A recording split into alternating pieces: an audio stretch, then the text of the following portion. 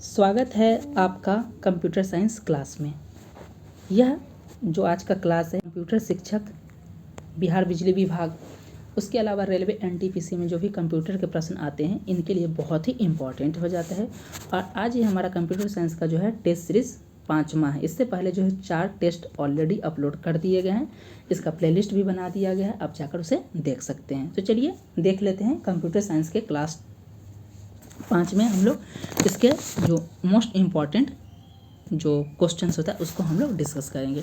और ये जो वीडियो जो है आगामी सभी एग्जाम के दृष्टिकोण से इम्पॉर्टेंट है, चाहे वो कंप्यूटर शिक्षक की तैयारी करें, बीपीएससी टीआरई की बात हो, बिहार बिजली विभाग हो, बिहार एसएससी इंटर स्तरीय हो, सीजीएल 4 हो, रेलवे हो, दरोगा, इन सब के लिए इम्पॉर्टेंट है।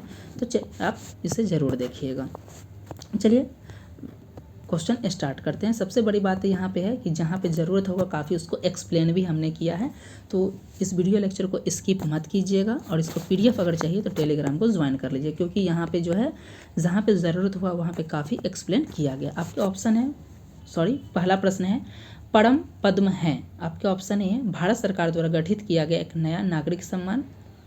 ऑप्शन बी भारत सरकार द्वारा किए गए एक सुपर कंप्यूटर का नाम। ऑप्शन सी भारत की उत्तरी तथा दक्षिणी नदियों को जोड़ने वाली नहरों का प्रस्तावित संजाल का नाम। और ऑप्शन डी ई प्रशासन को बढ़ावा देने के लिए सॉफ्टवेयर प्रोग्राम। इसका राइट आंसर हो जाएगा ऑप्शन नंबर बी कि भारत सरकार द्वारा विकसित किया गया एक सुपर कंप्यूटर जिसका नाम दिया गया परम पद्म। अब थोड़ा बात कर लेते हैं सुपर कंप्यूटर के बारे में कि सुपर कंप्यूटर क्या होता है।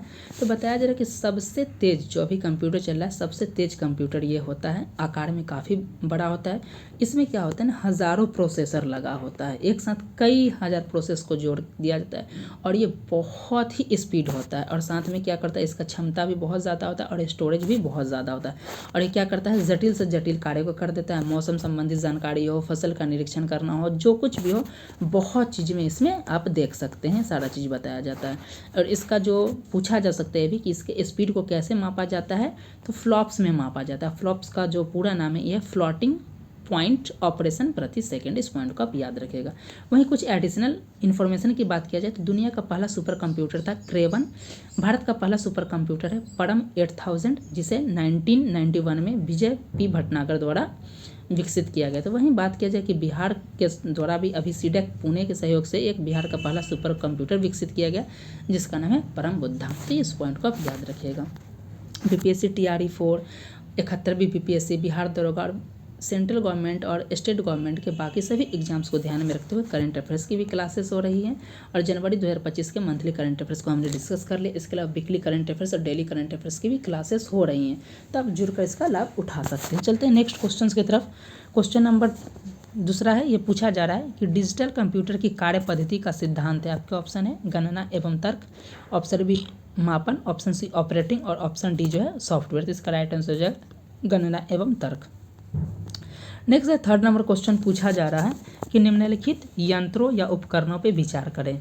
Electronic stethoscope, anti lock braking system, GPS receivers और माइक्रोवेव।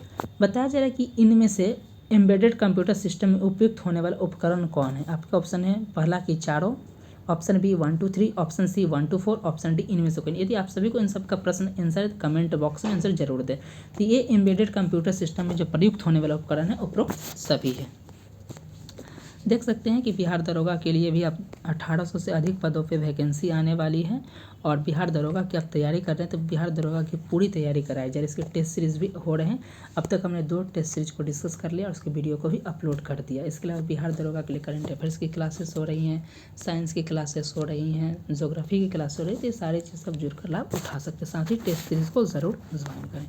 चलते हैं फोर्थ नंबर क्वेश्चन की तरफ। बताया जा रहा है फोर्थ नंबर की कंप्यूटर क्या है। आपके ऑप्शन है आंकड़ों के भंडारण करने वाली एक सक्षम युक्ति है, आंकड़ों के विश्लेषण करने के लिए सक्षम है, पूर्ण गोपनीय बनाए रखने में सक्षम है, ऑप्शन डी कभी कभी वायरस द्वारा आक्रमित होता है। देख सकते हैं प्रश्न जो है उत्तरांचल यानी उत्तराखंड पीसीएस में 2005 में पूछा गया था।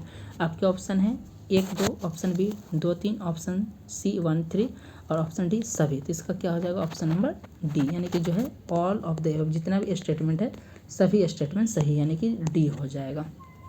चलते हैं नेक्स्ट फिफ्थ नंबर क्वेश्चन की तरफ कि बुनियादी कंप्यूटर प्रोसेसिंग चक्र में शामिल होते हैं और ये प्रश्न देख सकते हैं यूपीएससी में पूछा गया है।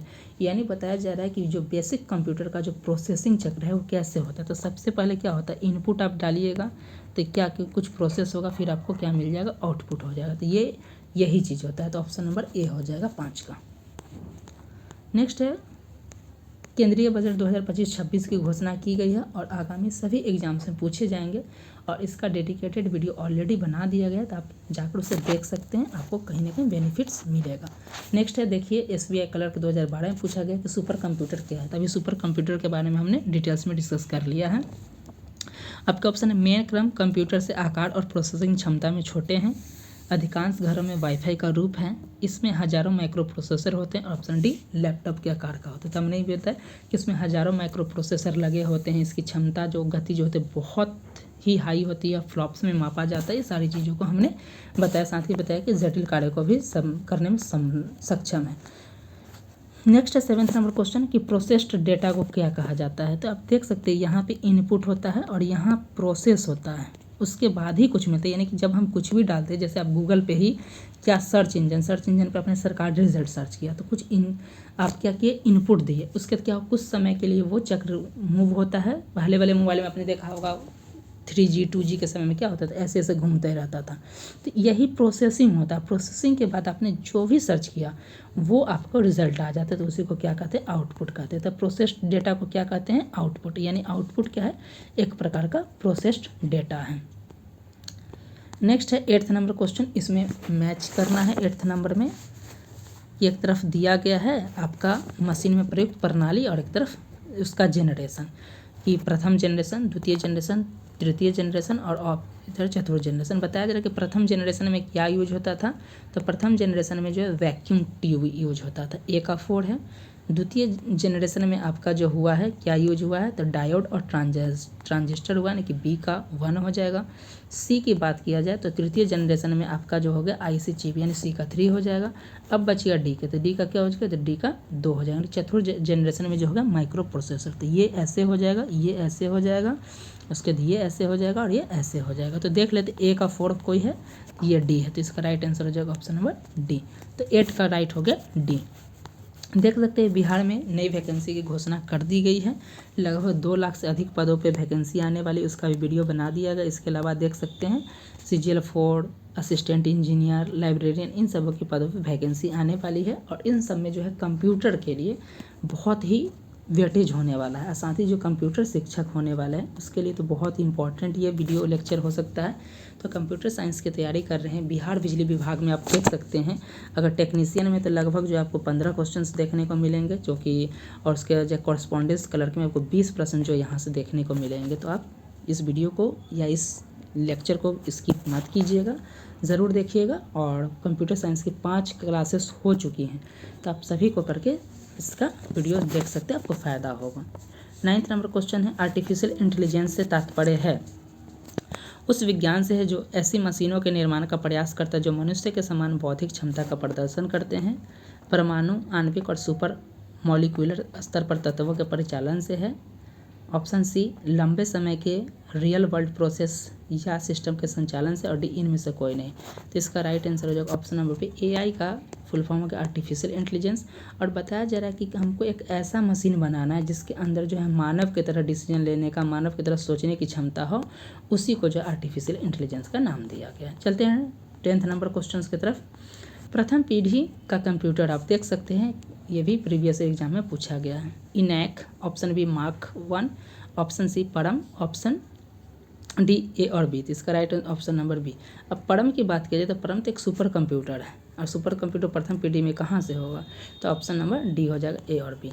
बिहार के पद्म पुरस्कार की घोषणा की गई है, बिहार के 7 विभूति को दिया गया है और आगामी सभी एग्जाम से पूछे जाएंगे, तब वीडियो को देख लीजिएगा, आपके लिए फ़ायदा होगा। Next 11th number question, computer के IC चिप बताने के लिए किसका प्रयोग किया जाता है, तो ये अर्धचालक का प्रयोग होता है और ये है हमारा सिलिकॉन। चलते हैं नेक्स्ट 12th नंबर क्वेश्चन की तरफ। कौन सा डिवाइस, उपकरण हाथ पकड़ हैंड होल्डिंग ऑपरेटिंग प्रणाली का इस्तेमाल करता है और बैंक ऑफ बड़ौदा में पूछा गया है। आपका ऑप्शन है PDA, ऑप्शन बी व्यक्तिगत computer, option C laptop, option D mainframe. तो ये हो जाएगा PDA, इस तरीके का काम करता है। नेक्स्ट है 13th नंबर क्वेश्चन की तरफ चले। एक कंप्यूटर जिसे पोर्टेबल कंप्यूटर नहीं माना जाता, इस पॉइंट को आप याद रखिए, क्या है, नहीं माना जाता है। आपके ऑप्शन है पुराने computer, option B desktop, option C micro computer, option D इनमें से ये सभी। तो राइट आंसर हो जाएगा ऑप्शन नंबर डेस्कटॉप जो है ये आपको पोर्टेबल कंप्यूटर नहीं माना जाता है। नेक्स्ट है 14th नंबर क्वेश्चन। कंप्यूटर की पहली पीढ़ी में कौन सी डिवाइस प्रयोग होती थी? तो हमने स्टार्टिंग में डिस्कस किया कि कंप्यूटर के फर्स्ट जनरेशन में क्या यूज होता है, फिर भी देख लेते हैं। आपके ऑप्शन है इंटीग्रेटेड सर्किट यानी IC, ये कब हुआ था? 3rd जनरेशन में। उसके बाद प्रोसेसर, उसके बाद माइक्रो प्रोसेसर, ये 4th जनरेशन में है, और वैक्यूम ट्यूब जो है आपका 1st जनरेशन में। तो ऑप्शन नंबर डी हो जाएगा। चलते हैं नेक्स्ट 15th नंबर क्वेश्चन की तरफ। इस वीडियो लेक्चर में हम लोग जो है 25 जो है मोस्ट इंपॉर्टेंट कंप्यूटर के क्वेश्चंस देखने वाले हैं। यहाँ पे 15th नंबर क्वेश्चन देख लेते। एक इलेक्ट्रॉनिक डिवाइस है जो डेटा को इंफॉर्मेशन में कन्वर्ट करते हुए प्रोसेस करता है। आपके ऑप्शन है प्रोसेसर, उसके बाद जो है केस, ऑप्शन सी स्टाइलस, और ऑप्शन डी कंप्यूटर। तो 15th का क्या हो जाएगा? अभी हमने इसके बारे में डिस्कस किया, ये हो जाएगा प्रोसेसर, क्योंकि क्या करता है, कोई भी आप क्या करते हैं, प्रोसेस करने के बाद ही आपको कुछ इन्फॉर्मेशन मिलता है, कुछ भी इनपुट यहाँ पे डालते हैं तो अब प्रोसेस्ड डेटा को ही आउटपुट करते हैं। देख सकते हैं कि बिहार इतिहास का भी क्लास हो रहा है और इसके ऑब्जेक्टिव्स भी किए जा रहे हैं। देखिए नेक्स्ट उसी से संबंधित है। आउटपुट क्या है? वह जो प्रोसेसर उपयोगकर्ता को दे, वह जो प्रोसेसर उपयोगकर्ता से ले, वह जो उपयोगकर्ता प्रोसेस को दे, वह जो प्रोसेसर उपयोगकर्ता से मिले। तभी हमने क्या कहा कि यहाँ पे इनपुट हम लोग डालेंगे और यहाँ पे प्रोसेस होगा और हमें जो चाहिए वो दे रहा है। तो क्या दे रहा है? आउटपुट। तो यानी कि हमें क्या है, वह चीज़, यानी कि आउटपुट यह चीज़ है जो प्रोसेसर जो है किसको देता है? उपयोगकर्ता को। यानी कि हमें चाहिए था सरकारी रिजल्ट ढूंढना, हमें कोई मूवीज़ देखना था, हम मूवीज़ सर्च करेंगे क्रोम पे तो उस मूवी को आएगा, या यूट्यूब पर आएगा, ये मूवी का नाम करेंगे, या फिर हमारे की महर्षि एडुकेट कंप्यूटर क्लास, आप इनपुट दिए, प्रोसेस हुआ, तो हमें जो चाहिए वो आपको क्या कर रहा है, वो सर्च इंजन दे रहा है। तो ये ऑप्शन नंबर बी हो जाएगा कि वह चीज़ होता, सॉरी ये ए हो जाएगा, वह जो किसको दे? उपयोगकर्ता को दे। ये हो जाएगा 16 का ए। वहीं बात की जो ऑप्शन नंबर बी है, ये तो इनपुट की बात की, जो ले, क्योंकि जो ले रहा है वो इनपुट है, जो दे रहा है वो आउटपुट है। इस पॉइंट को याद रखिएगा। 17th नंबर क्वेश्चन है, प्रथम गणना यंत्र है। आपके ऑप्शन है difference engine, option B Pascal, option C calculator, option D abacus. तो पहला जो क्या था, ये अबैकस था। पहला जो गणना यंत्र यूज किया गया था उसे अबैकस नाम दिया गया था। नेक्स्ट है 18th number question. 18th number question में कि कंप्यूटर में मौजूद परमानेंट मेमोरी को क्या कहते हैं, इसके बारे में हम बहुत ही डिटेल्स में डिस्कस करेंगे। इस पॉइंट को आप याद रखिएगा। तो यह है RAM, option B ROM, option C CPU और ऑप्शन डी CD-ROM। पहले हम लोग डिस्कस कर लेते हैं क्या है। एक है परमानेंट मेमोरी यानी अस्थाई स्मृति, और एक है अस्थाई यानी टेम्पोररी। अस्थाई कहने का मतलब क्या होता है कि जो डाटा वो हमेशा के लिए उसमें रहेगा, यानी कि जैसे और बिजली कनेक्शन हटने के बाद भी नहीं उड़ेगा। अस्थाई जैसे कि ये जैसे इस स्क्रीन जो है स्लीप मोड होगा वो काम करना बंद कर देगा। तो वही चीज़ की बात यहाँ पे बताया जा रहा है। एक होता है रोम। रोम जो होता है हमारा रीड ओनली मेमोरी होता है, इसका फुल फॉर्म भी पूछा जा सकता है, रीड ओनली मेमोरी। और ये जो है परमानेंट मेमोरी है, यानी कि ये अगर स्क्रीन अभी देख रहे हैं आप इस तरीके से चल रहा है तो रोम काम कर रहा है, लेकिन रैम अभी ही काम कर रहा है, क्योंकि रैम जो होता है रैंडम एक्सेस मेमोरी, यानी आपकी पहुंच को आसान बनाता है। जितना ज़्यादा रैम रहेगा उतना तेज़ी से आपका एक्सेस होगा, हर चीज़ों पे पहुंच सकता है, तेज़ी से आप काम कर सकते हैं, एक साथ कई काम कर सकते हैं। तो ये जीवित, यानी कि जब स्क्रीन स्लीप ऑन है, ऑन मोड में है, तब रैम करता है। रोम भी अभी काम कर रहा है, लेकिन इसको स्लीप को ऑफ कर दिया जाए, जिस तरीके से अभी ऑफ कर देते हैं आप, यहाँ पे क्या करते हैं, लॉक कर देते हैं, तो क्या होता है, रैम का काम खत्म हो जाता है। तो इसलिए रैम टेम्पोररी मेमोरी है, लेकिन रोम जो है रीड ओनली मेमोरी, वो काम करते रहता है। ठीक है, तो यही प्रश्न में यहाँ पे दिया गया था कि परमानेंट मेमोरी कौन सा है, तो आपका क्या हो जाएगा, रोम हो जाएगा। तो 18 का बी हो जाएगा। अब इसी के बारे में फिर से एक दफ़ा डिटेल्स में देख लेते हैं कि कंप्यूटर में मौजूद परमानेंट मेमोरी को रीड ओनली मेमोरी यानी रोम कहते हैं, या एक नॉन वोलाटाइल मेमोरी है। नॉन वोलाटाइल मतलब उड़ेगा नहीं, इस चीज़ का डाटा हमेशा रहे। इसमें मौजूद डाटा को इलेक्ट्रॉनिक रूप से नहीं बदला जा सकता है, बिजली बंद होने पर यानी कि स्लिप होने पर भी इसमें मौजूद डाटा बरकरार रहता है। वहीं बात किया जाए रैम का, रैंडम एक्सेस मेमोरी है और ये अस्थाई मेमोरी है, इसे मेन मेमोरी, प्राइमरी मेमोरी या सिस्टम मेमोरी भी कहा जाता है। और बताया जा रहा है कि एक अस्थायी मेमोरी है और कंप्यूटर बंद होने पर यह डाटा खो देता है। नेक्स्ट है 19 नंबर क्वेश्चन, ASCII ASCII का फॉर्म पूछा जा रहा है कि इसका फुल फॉर्म क्या है। आपके ऑप्शन है American special computer for information interactions, American standard computer for information interchange, American special code for information interchange, और ऑप्शन डी है American standard code for information interchange. तो कंफ्यूज नहीं होना, इसका राइट आंसर हो जाएगा ASCII का जो ये होगा American standard for information interchange, यानी कि जो है 19th का right answer option number D. यहाँ पे देख सकते हैं ये बताया गया है कि इसका फुल फॉर्म है American, A for American, S for standard, C for code, I for information और I फॉर इंटरचेंज। अब देख लेते हैं इसके बारे में कि आखिर ये है क्या, देख लेते हैं। तो ये बताया जा रहा है कि कंप्यूटर और अन्य उपकरणों में टेक्स्ट को एनकोड करने के लिए इसका एक मानक तरीका है, और यह इंटरनेट पे टेक्स्ट को एनकोड करने का सबसे आम तरीका है। सबसे पूछा जाता है कि इंटरनेट पे टेक्स्ट को एनकोड करने का सबसे आम तरीका क्या है, तो ये ASCII कोड हो जाएगा। नेक्स्ट है HTML का विस्तृत रूप है, इसका राइट आंसर हो जाएगा option number B hyper text markup language, hyper text markup language. Next देख सकते हैं कि इंडियन पॉलिटी की भी क्लासेस हो रही हैं सभी एग्जाम्स को ध्यान में रखते हुए, तो आप जुड़कर इससे लाभ उठा सकते हैं। नेक्स्ट है, ये बहुत इंपॉर्टेंट है, 21 नंबर क्वेश्चन, संचार नेटवर्क जिसका प्रयोग बड़ी संस्थाओं द्वारा प्रादेशिक, राष्ट्रीय और वैश्विक क्षेत्र में किया जाता है। वैश्विक यहाँ पे किया यानी ग्लोबली भी यूज हो रहा है। लैन, वैन, मैन और डी में है आपका वैन, तो इसका राइट आंसर हो जाएगा, ये हो जाएगा वाइड एरिया नेटवर्क, ये हो जाएगा WAN हो जाएगा। इस पॉइंट को याद रखिएगा। लैन का फुल फॉर्म होता है लोकल एरिया, ये ऑप्शन मतलब हम फुल फॉर्म बताया लोकल एरिया नेटवर्क, तो इसका राइट आंसर हो जाएगा 21 का क्या है, 21 का 22 बी हो जाएगा। नेक्स्ट है 22 नंबर क्वेश्चन, उस युक्ति को क्या कहा जाता है जो कंप्यूटर आउटपुट को टेलीफोन लाइन पर प्रेषित करने के लिए रूपांतरित करती है। आपका ऑप्शन है interface, option B interpreter, option C modem, option D input output. तो ये हो जाएगा राइट ये हो जाएगा मॉडेम हो जाएगा, तो ये हो जाएगा 22 का सी। मॉडेम का ये काम क्या क्या करता है, ये कंप्यूटर आउटपुट को जो है टेलीफोन लाइन पे प्रेषित करके रूपांतरित कर देता है। तो फिर से एक दफ़ा देख लीजिए, 22 का सी हो जाएगा मॉडेम हो जाएगा। नेक्स्ट है मॉडेम का फुल फॉर्म ही पूछा जा रहा है, तो मॉडेम का जो फुल फॉर्म होता है ये होता है मॉड्यूलेटर डी मॉड्यूलेटर, MO मतलब होता है मॉड्यूलेटर और डी मतलब डी मॉड्यूलेटर, तो वही पूछा जा रहा है मॉड्यूलेटर डी मॉड्यूलेटर किसका सामान्य नाम है। आपका ऑप्शन है modem, option B joiner, option C networker और ऑप्शन डी कनेक्टर, तो ये हो जाएगा मॉडेम। नेक्स्ट 24 नंबर है, ईमेल के पते के 2 भाग कौन होते हैं। आपके ऑप्शन है प्रयोगकर्ता का नाम और घर का पता, वैधानिक नाम तथा फ़ोन नंबर, सी हस्ताक्षर तथा पासवर्ड और ऑप्शन डी प्रयोगकर्ता का नाम तथा डोमेन। इसका राइट आंसर जो प्रयोगकर्ता का नाम तथा डोमेन। आप एक एग्जांपल देख सकते हैं, यहाँ पे जो ABCD है यहाँ पे किसी का नाम हो सकता है, राम, श्याम, घनश्याम, कुछ भी हो सकता है। और यहाँ पे जो .com ये जो दिया गया है सारे पॉइंट जो है ये आपके डोमेन का नाम दिया गया है। नेक्स्ट ये इंपॉर्टेंट है, इसको भी ऑलरेडी डिटेल्स में देखेंगे। प्रश्न है, पहले से ऑन कंप्यूटर को यानी पहले से ऑन है अभी उसको रीस्टार्ट करने की प्रक्रिया को क्या कहा जाता है। Logging off, cold booting, shut down और है वार्म बूटिंग। तो इसका राइट आंसर जो option number D warm booting. अब ये चारों चीज़ क्या होता है इसके बारे में हम एक एक करके डिटेल्स में डिस्कस कर लेते हैं। तो इसका तो आंसर हो गया वार्म बूटिंग की पहले से है, उसको आप देख लेते हैं वार्म बूटिंग है क्या। तो वही बताया जा रहा है कि कोई अगर सिस्टम मोबाइल हो या कंप्यूटर पहले से अगर चल रहा है, पहले से ऑन कंप्यूटर को रीस्टार्ट करने की प्रक्रिया को वार्म बूटिंग कहते हैं और इसे सॉफ्ट बूटिंग के भी नाम से जाना जाता है।